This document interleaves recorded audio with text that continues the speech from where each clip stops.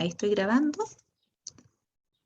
No me quiero adelantar a la historia de la psicología hoy día, porque quiero ya a vuelta de vacaciones de invierno poder, vacaciones de invierno, de septiembre, poder partir con todos los cursos con la misma temática. Cuando partimos el segundo semestre, partimos justo día miércoles 19.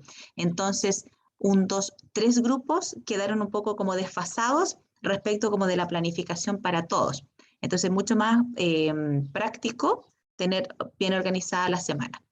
Entonces vamos a hacer un pequeño resumen de lo que es ya la clase, o sea, todo lo que hemos visto en la unidad 1, que tiene que ver con las generaciones y que tiene que ver con el sentido del trabajo, y como dice ahí uno de sus compañeros, con el cuadro de la felicidad y la conciencia, para poder ya cerrar todo lo que tiene que ver con esta unidad.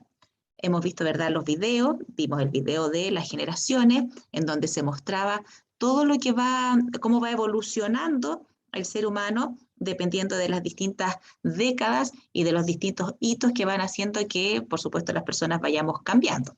Hay cambios culturales, tecnológicos, sociales, económicos, políticos, que van definiendo ciertas tendencias y eso de alguna u otra manera va repercutiendo en la forma de pensar y de comportarse de los sujetos, ¿verdad? Hemos hablado que hay distintos tipos de generaciones que en la actualidad todavía conviven dentro de las organizaciones, dentro de las cuales tenemos a la generación Baby Boomer, a los Millennials, a los Seniors, a la generación X y también los Z que están incorporándose. Hay otras generaciones que vienen a posterior, pero que todavía no ingresan al mundo del trabajo. Y yo les mencionaba que cada una de las generaciones tiene aspectos positivos y aspectos que de repente hay que mejorar. Por supuesto, todas esas mejoras van pasando por un tema de grado de conciencia de las personas para poder ir diciendo, oye, en realidad esto no está bien hacerlo, o esto sí está bien, esto hay que mantenerlo de las generaciones más antiguas, o esto hay que mejorarlo y en cierta forma flexibilizarnos y ajustarnos un poco a las generaciones más nuevas para ir adquiriendo ese tipo de conocimiento. Y a eso se le llama evolución social, en donde las personas van comprendiendo que hay ciertos tipos de características que son importantes de mantener, pero que hay otras que es importante cambiarlas. Y ese cambio no es un cambio antojadizo, sino que es un cambio que se supone va en función de una mejora de las relaciones humanas, ¿ya? Hoy en día, lamentablemente nos afectó bastante el tema de la pandemia, que en cierta manera hubo un retroceso respecto del desarrollo de las habilidades sociales, porque tanto los sujetos adultos como los sujetos jovencitos como los niños quedamos en una etapa de cautiverio y nada que hacer, pues. Entonces las habilidades sociales y relacionales, incluso ahora que hay vacunas, siguen viéndose afectadas por esta situación del COVID. Ya hay que pensar que en algún minuto se van a retomar los hábitos o la vida normal, que eso tampoco se sabe bien cuánto puede ser en 6 meses, un año más, pero ahí va a haber que nuevamente recomenzar la forma de vincularse de los sujetos. Ahora, a veces ocurre, que esto no tiene mucho que ver con las generaciones, pero las personas tienen ciertos rasgos que son eh, relativos a su generación, pero también hay otros que son rasgos de personalidad. Y ahora cuando vivimos este tipo de situaciones como lo que nos acaba de ocurrir con el tema de la pandemia, esos rasgos de personalidad a veces se exacerban. Entonces, por ejemplo, si una persona tiene tendencia a ser neurótico, más neurótico se va a poner con el encierro. Si hay personas que tienen tendencias a ser obsesivas, más obsesivas se van a poner con el encierro porque está la ansiedad de querer hacer cosas, de tener una idea que es compulsiva y que te genera la acción de tener que hacer, por ejemplo, el aseo varias veces, estar a cada rato chequeando ciertas cosas, estar como más mañoso, y eso tiene que ver con la variable contextual. Entonces, como digo, esta variable contextual probablemente a nosotros que ya somos más grandes, nosotros, usted, nos ha definido en cierta forma, pero va a tener un impacto probablemente importante en los más pequeños. Y eso lo vamos a saber solamente unos años más. Ideal sería que esa repercusión no sea tan nociva, cosa que la generación que venga, que ingrese al mundo del trabajo, no tenga tantas secuelas que arrastrar referentes al episodio COVID vivido el 2020-2021. Y hablo del episodio COVID porque lamentablemente esto ha hecho que estemos tan virtualizados que cada vez perdemos más las habilidades relacionales. De hecho, a veces la gente es más amable por un texto que lo que es cuando tú lo estás viendo. Y ustedes probablemente el próximo año se van a encontrar por primera vez con sus compañeros de curso cara a cara. Entonces, ahora a lo mejor han sido súper simpáticos, pero después cuando se vean a las caras quizás se van a intimidar, les va a dar un poco de temor, de desconfianza, van a partir de cero con esa relación, pese a que ya se ubican. Ahora estamos claros que ustedes nacieron en la virtualidad y se manejan en este sistema desde hace muchos años, por ende saben cómo funciona. No obstante, todo este encierro ha sido como bien complejo para lo que va a venir a futuro. Ahora, todo eso de que estoy hablando del tema de las generaciones, lo que ha pasado con la pandemia, cómo eso va a impactar en las generaciones más adelante. O sea, imagínate cómo tiene que haber impactado la pandemia, por ejemplo, los baby boomers que estaban acostumbrados a ir a la oficina, que no se manejan muy bien con la tecnología, que son trabajólicos, pero ahora se tuvieron que quedar en la casa, estando con la esposa, con el esposo, con la familia, si la tecnología no te acompaña y no eres muy dado a querer aprenderla, te ves mucho más sobreexigido. O sea, a mí me tocó hacer varias capacitaciones el año pasado, en donde los niveles de ansiedad y estrés eran súper grandes. Y todos los colegas míos decían, oye, pero ¿cómo tanto? ¿Sí, cómo? Y yo les decía, sí, pero es que tenéis que echarle que esta persona que está acostumbrado a ir todos los días a la oficina, que lleva 20 años yendo a la oficina, hoy en día de la nada le dices, ay, que usted no viene más a la oficina y se tiene que quedar desde su casa trabajando. Y a lo mejor al viejo no le gusta ir, no le gusta estar en la casa, le gusta estar en la oficina. Entonces, y no es solamente quedarse en la casa para trabajar, sino que es quedarse en la casa a convivir todos los días y a cada rato con todos los integrantes de su grupo familiar, porque quedamos todos encerrados, po. Por supuesto que ese mismo nivel de estrés no solamente es para la persona que estoy describiendo, sino que también para los otros integrantes del grupo, que tampoco estaban acostumbrados a estar en este encierro y que en el fondo en las casas se mezcló todo lo que era del mundo personal, familiar, relacional, amistoso, quedó todo ahí, todo en el mismo lugar. Por ejemplo, la generación X, que son gallos tan de proyectos, tan de ideas, de concretar cosas, de dinamismo. O sea, en la época de la pandemia, proyectos muy pocos, sobre todo que pudiesen ser viables de rentabilizarse durante la pandemia. Ahora, por lo general se dice que en las épocas de crisis, algunos siempre van a surgir y otros lamentablemente se van a extinguir, porque siempre en las crisis abren oportunidades. El punto es si las personas las saben aprovechar o no. Entonces, hay generaciones que también se van a ver estresadas un poco más con este tipo de crisis que otras. Por ejemplo, yo creo que los seniors, los millennials, los Z, no se vieron gravemente afectados por la situación de la pandemia, porque en cierta manera están acostumbrados al computador y a la virtualidad, y muchos la prefirieron, po. Hoy en día hay algunos alumnos de colegio o mismo alumnos de universidad que están felices haciendo las clases desde la casa, po. ¿O hay alguno de ustedes que esté feliz desde la casa haciendo las clases o la mayoría quiere volver a la presencialidad? ¿Cómo lo quieren desarrollar ustedes?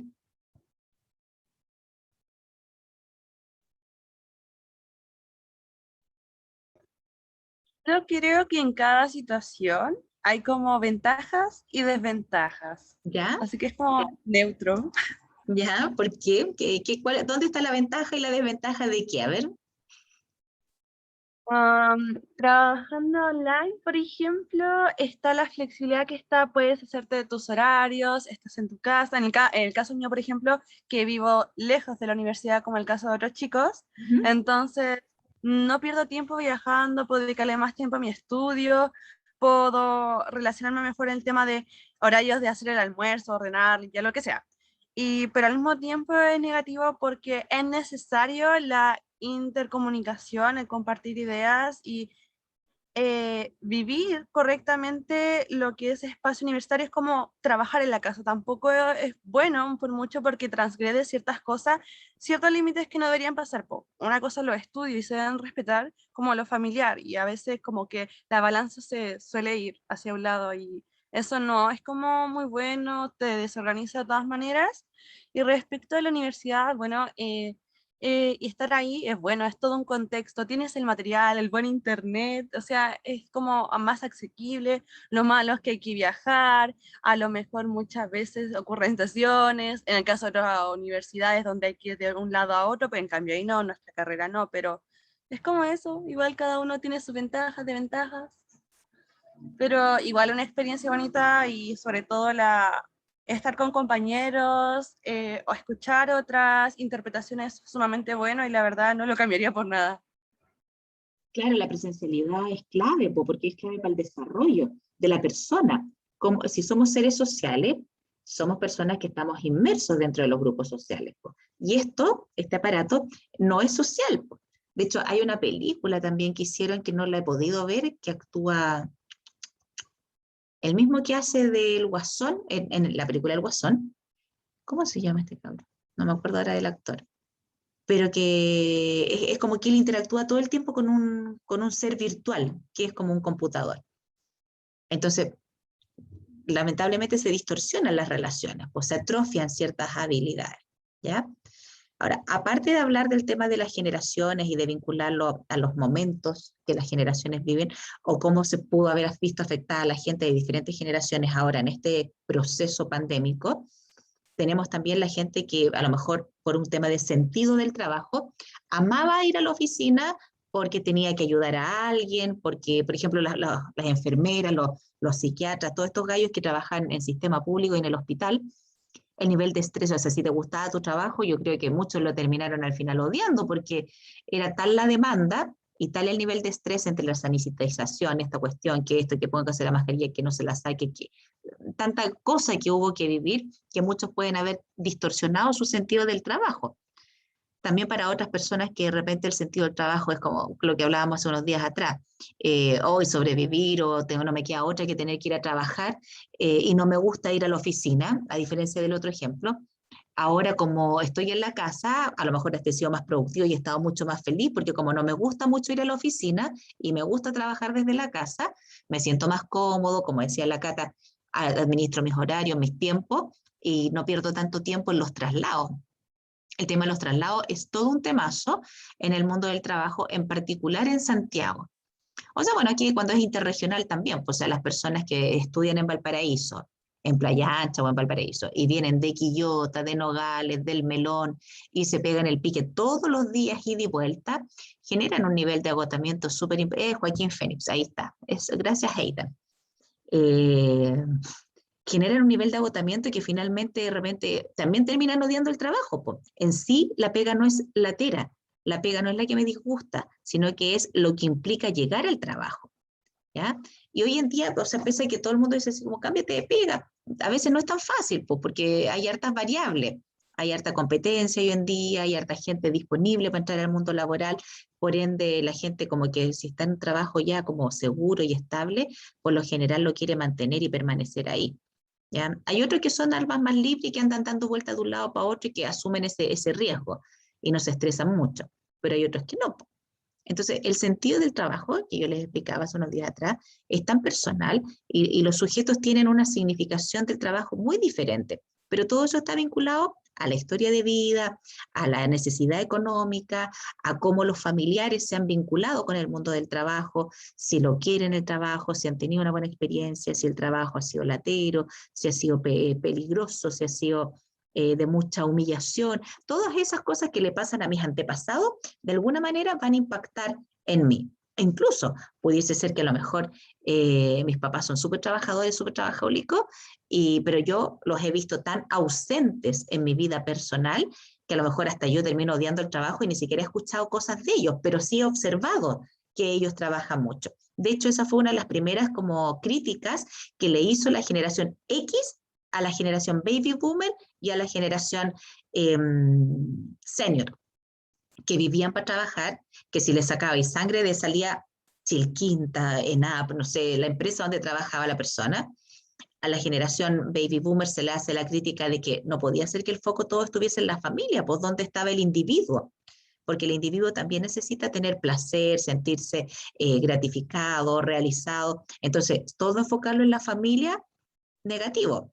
Después la generación millennial, por supuesto que le refuerza o le critica a la generación X, que la generación X es super power, porque es como el eslabón entre todo lo que es antiguo y todo lo que viene ya después en las generaciones más modernas.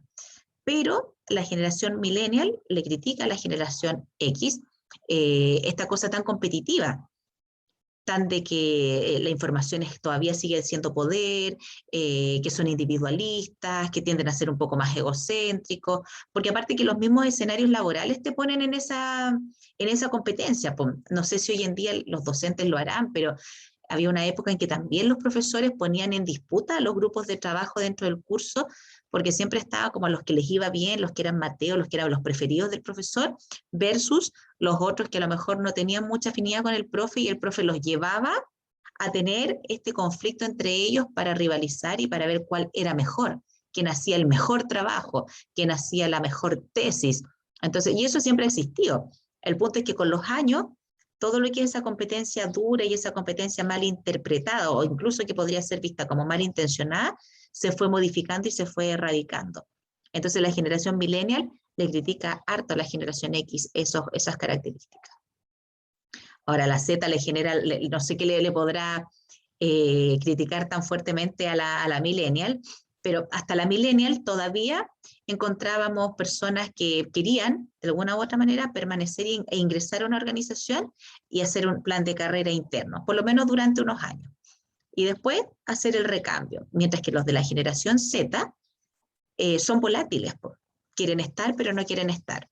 Quieren ganar lucas, pero tampoco quieren trabajar tanto, ¿ya? Quieren tiempo libre, pero ese tiempo libre no te permite generar ingresos, entonces algunos viven todavía con los padres, pues.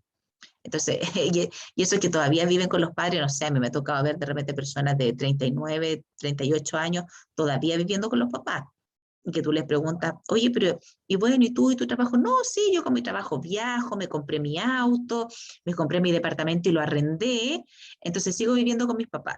Ah, y en la casa de tus papás, a ti también te corresponde pagar cuentas y cosas así. No, yo cuando puedo voy al supermercado, que yo no paso casi nunca en la casa, entonces, ¿para qué? Tampoco ellos me exigen aportar, ¿cachai?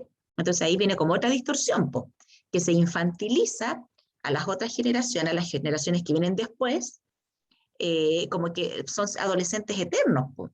Cuando maduran, cuando se hacen cargo de sí mismos, porque ni siquiera estamos hablando de hacerse cargo de otras personas, bueno, a lo mejor de una planta, de un perro, pero no de todo un grupo familiar, no de esposa, no de hijos, pero aún así no son todavía capaces de soltar o de cortar el cordón umbilical y de emanciparse y ya de vivir su propia vida con los costos que eso implica.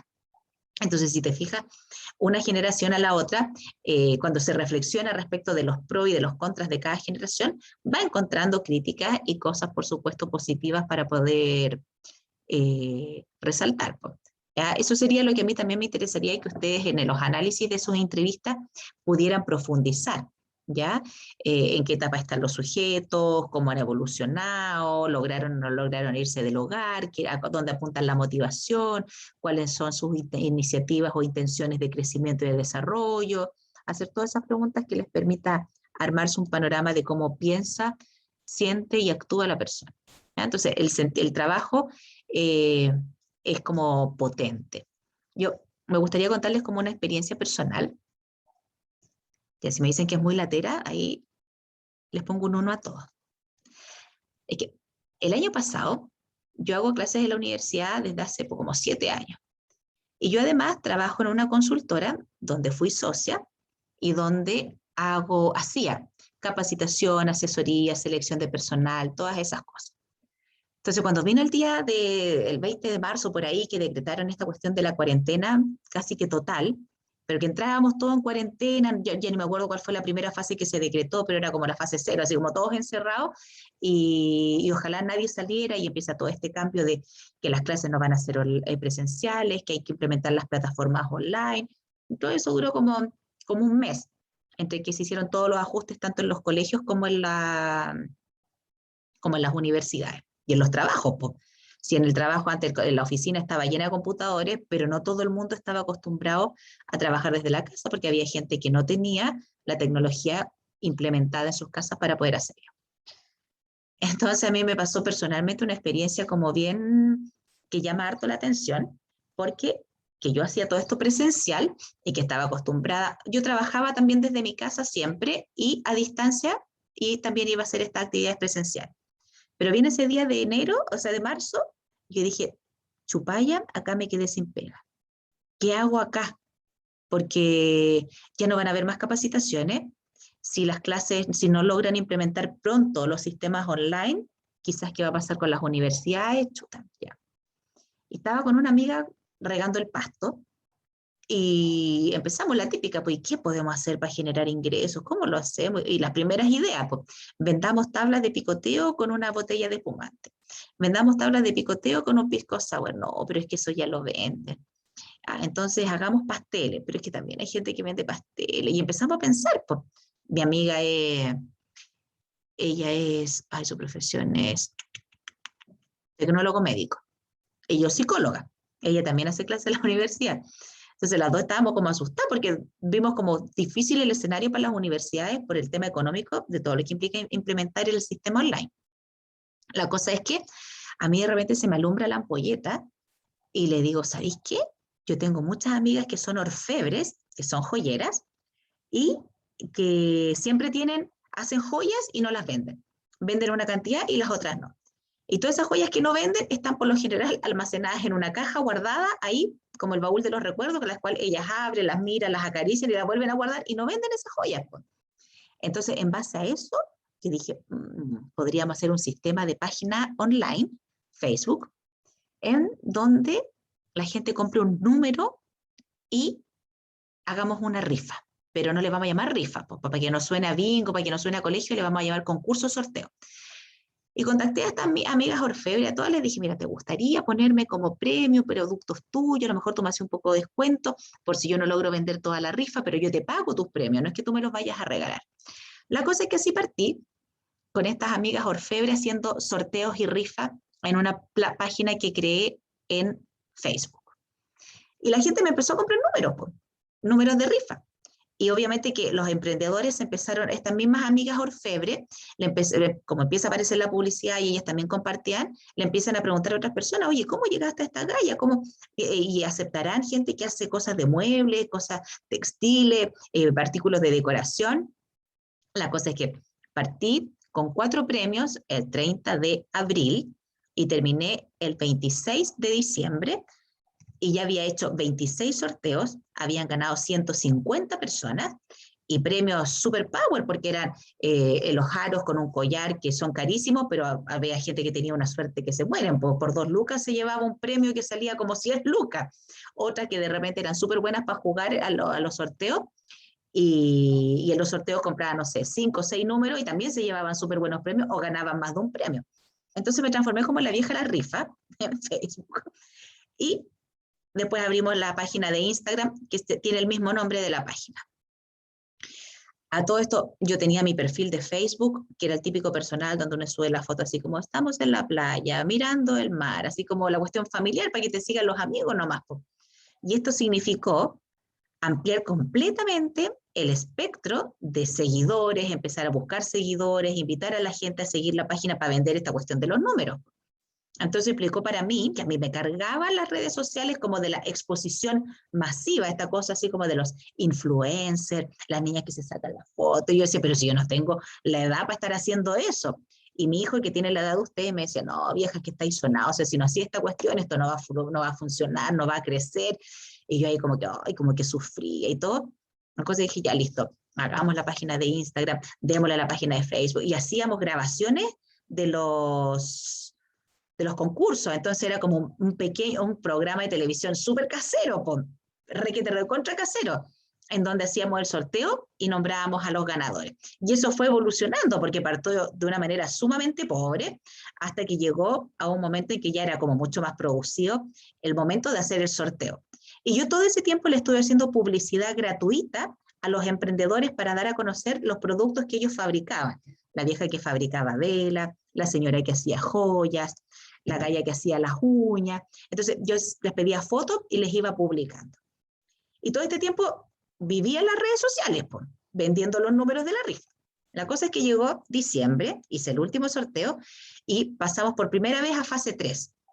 Y estos mismos emprendedores que habían participado con sus productos en el sorteo, me dicen, Carolina, ¿por qué no buscamos un lugar y hacemos un showroom? Yo dije, pero así como un estilo feria. Me decían, sí, pues como una feria de emprendedores, pero que la organices tú y que hagas tú toda la cuestión, porque tú eres la que conoce a todos los emprendedores. A todo esto ya tenía como una red de contactos de emprendedores, como de 250 emprendedores. Y Y sí, busqué por todos lados a ver quién nos arrendaba un clubhouse, un centro de eventos, y con la cuestión de la pandemia, y como no había vacuna, en ninguna parte me dieron bola, por todas partes me decían, no, hasta fase 4, no, casi que hasta fase 10. Dije, ya, ¿qué tanto? Voy a hacer el showroom en mi casa. Y todos los emprendedores felices, pues yo me asustaba porque decía, ¿cómo lo voy a hacer? Y todo. Menos mal, yo tenía una casa con patio grande y ahí en el patio montamos los toldos, montamos los mesones, se armaron los stands y seguimos haciendo publicidad. Pues. La cosa es que ese primer showroom se llenó. Hicimos como 3 o 4 showrooms en casas, invitando por supuesto a la gente, que daba la escoba en la calle lleno de autos, los carabineros pidiendo por favor despejar la calle, todo. Cosa que al final estos mismos emprendedores me dijeron, ¿sabes qué? Tú deberías ponerte con una productora de eventos de emprendedores para que nosotros podamos funcionar con mayor tranquilidad y tú eres la persona que gestiona, coordina y organiza. Entonces yo hasta ese minuto dije, podemos hacer una cooperativa, una cosa como más social. Y ellos dijeron, los mismos emprendedores que participaban en estos showrooms dijeron, no, nosotros con nuestro negocio y tú con el tuyo. Entonces tú con el tuyo nos vendes servicios. Y nosotros ahora te vamos a empezar a pagar por publicidad y te vamos a pagar por lo que tú haces. Entonces yo decía, ¿pero cómo me van a pagar? Me decía, Carolina, tú trabajaste todo el año gratis para nosotros, por ende ahora es la de vuelta de mano. ¿Y en qué terminé? Pues, hoy en día yo tengo una productora de eventos de emprendedores, organizo una feria súper grande aquí en la quinta región, y de jamás pensé, hasta hace un año y medio atrás, yo siendo generación X, pensando en proyectos y en cosas así, y siendo psicóloga, que podría haber terminado en una cosa completamente distinta a lo que yo en este caso es mi profesión. ¿Por qué les cuento esto?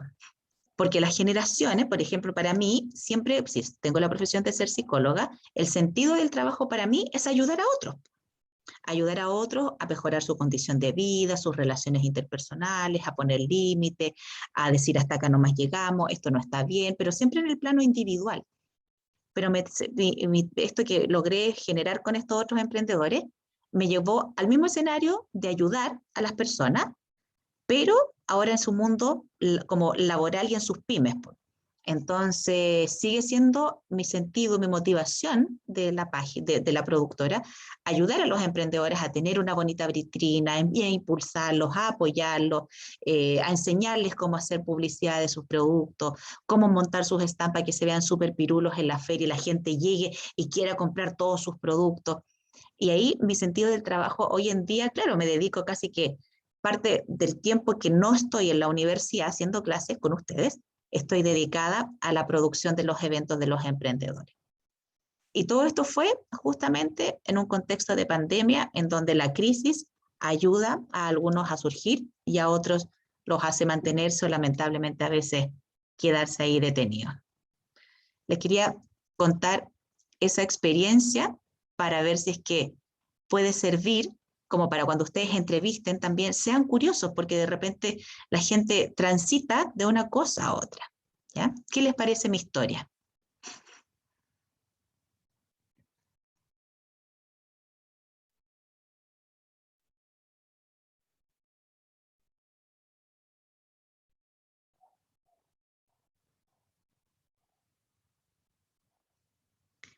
Re entretenida e interesante ese. El Eitan dice, Bueno, sí, pues, ¿ven? Como las personas de repente desde la necesidad se ponen creativas y pueden hacer cosas que son súper potentes y con muchas proyecciones. Debo decir que quedé anonadado. Bueno, después les voy a decir dónde está la feria, por si algunos son de acá de Placilla de Curauma. Bueno, y así como el sentido del trabajo tiene, en este caso, una connotación positiva para mí, por supuesto la tiene también para las otras personas. Y en el mundo organizacional, cuando ustedes entren en el mundo laboral, que ya se los he dicho un montón de veces, es importante que ustedes tengan claro cuál es su propio sentido, para realizarse y desarrollarse como ingeniero de negocios internacionales, y cuál va a ser el sentido de la gente con la que ustedes van a trabajar, porque en base a eso uno se vuelve más humano, más comprensivo, más asertivo para plantear las cosas, explica de mejor manera, comprende las distintas situaciones, ¿ya? Y obviamente, en la medida que las personas estamos satisfechas con lo que hacemos, de alguna manera vamos ganando en este grado de conciencia para poder saber qué cosas son las que quiero hacer, independiente del costo que signifique, y qué tanto me aporta a mi bienestar, a mi felicidad o a mi crecimiento personal, ¿ya? Entonces, ahí es cuando uno va enlazando, ¿ya? Crianza, socialización, fantasías y creencias, el medio circundante, tus propias habilidades como para poder desarrollarte en el mundo del trabajo. Entonces, es un ser humano en el mundo laboral y en su vida personal, es un mundo completo de diferentes experiencias que te pueden dotar de mucho sentido para salir adelante y para ser exitoso, o que pueden hacer que ese sentido esté perdido y que la persona no tenga la mayor claridad de su talento, de su desarrollo, y sea una persona que se siente la mayor parte del tiempo enojada, molesta, ofuscada.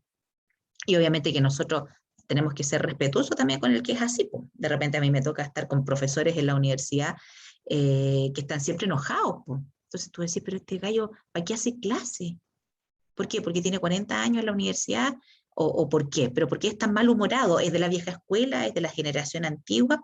Entonces ahí habría que empezar a hacerle una entrevista a ese profe como para saber por qué es tan migraña.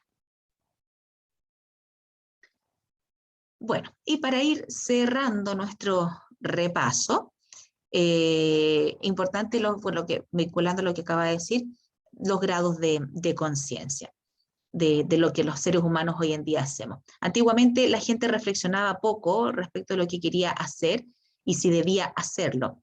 Era como que había un sistema mucho más impositivo y que no cuestionaba, en donde tenías que trabajar y tenías que trabajar nomás, pues, te gustara o no. Había que casarse y sí, pues se te pasaba la vieja si no erais solterona o erais del otro bando, como decían las abuelas, si es que tú no eras capaz de casarte a tal edad o tener hijos. Entonces, hoy en día todos esos prejuicios y esos estereotipos han ido, gracias a Dios, cambiando. Y, bueno, la historia de la psicología, que es lo que vamos a ver a vuelta del 18, justamente ha tenido ese mismo proceso. Pues. Antiguamente las organizaciones y las empresas eran súper rudas. Las primeras organizaciones fueron fábricas en donde había que fabricar un producto. Y como eras de fábrica, las condiciones eran súper extremas, mucho calor, mucho frío, mucho trabajo, estar de pie, sin beneficios para los trabajadores, por salarios que eran como bien bajos. Entonces, la gente tenía como un desencanto muy grande. Y por supuesto era un sistema donde tampoco podías cuestionar, pues, porque había un gerente o un dueño de la empresa y después todos los otros eran trabajadores y eran como los peones, pues, así como casi esclavos. Entonces, con los años se va descubriendo que ese sistema atenta contra el desarrollo de la persona, porque si a mí me tratan como un esclavo, si a mí me tratan como un siervo, como un solo servidor, mi vida no adquiere sentido, más que el servilismo, el simplemente servir a otro, pero servirlo desde el plano de asistirlo en todo sin importar qué pasa conmigo.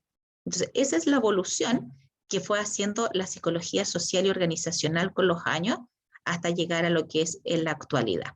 ¿Ya? Entonces, y eso es lo que vamos a comenzar a ver a vuelta de la semana del 18. ¿Alguno tiene alguna consulta, duda, comentario, algo nuevamente que preguntar del tema del trabajo?